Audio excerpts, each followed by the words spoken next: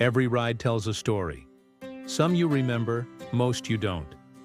Faces blur into city lights, voices fade into traffic, and the moments slip quietly into yesterday. But every now and then, something lingers. A single word, a heavy silence, a glance in the mirror that says more than either of us dare to speak. It's in those fleeting, ordinary moments that humanity shows its truest face.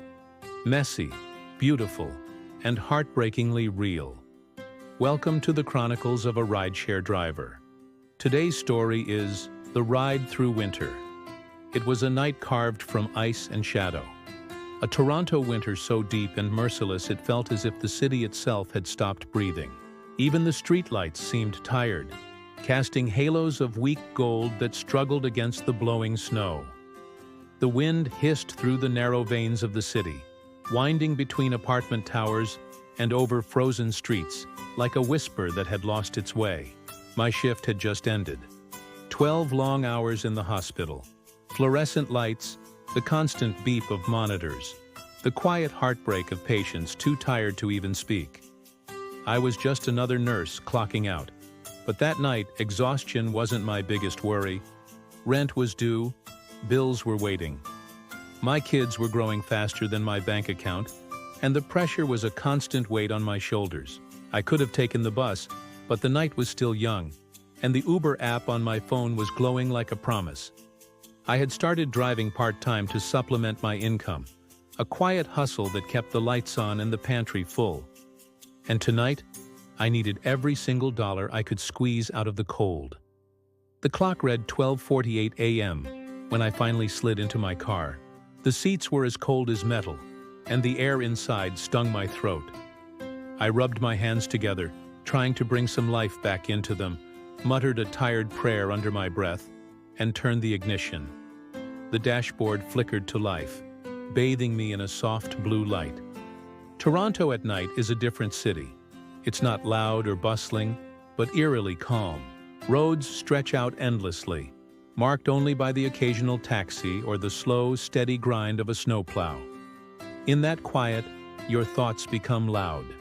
I thought of home, the little apartment near Jane and Finch, the heater that barely worked, the old photo of my family back in Nigeria sitting by the window. That photo was a constant reminder of why I was doing this, why I was out here in the biting cold instead of tucked in bed. I drove through the empty streets, my eyes fixed on the road, just waiting for that familiar ping. The first request finally came through, $12 to the next block. I sighed, but accepted it. A few minutes later, I dropped the passenger off and parked behind a deserted mall. The lot was a graveyard of empty cars, snow gathering around their tires like forgotten time. For a moment, I seriously considered going home. The warmth of my bed, even with the weak heater, was calling my name. But then I looked at my phone, still lit up, still glowing with possibility. Bills don't wait for warmth. So I waited.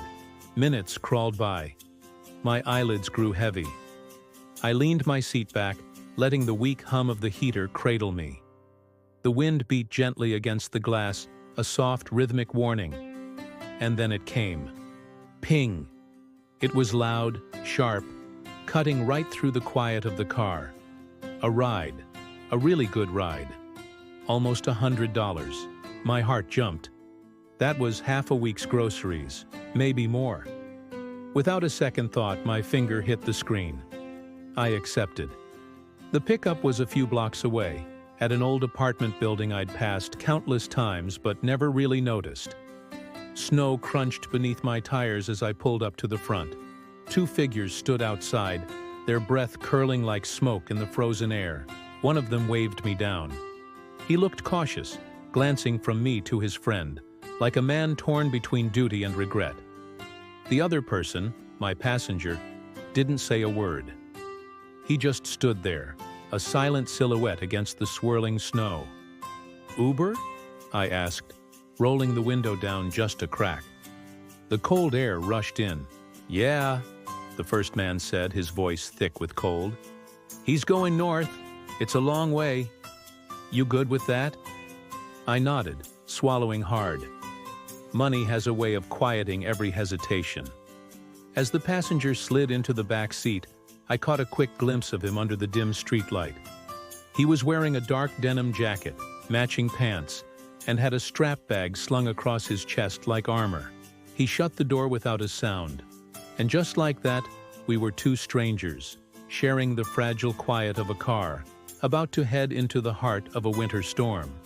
I had no idea that this ride, this one single fare, was about to change everything. Thank you so much for joining me for this part of the story. If you're as curious as I am to see what happens next, make sure you're subscribed and have your notifications turned on.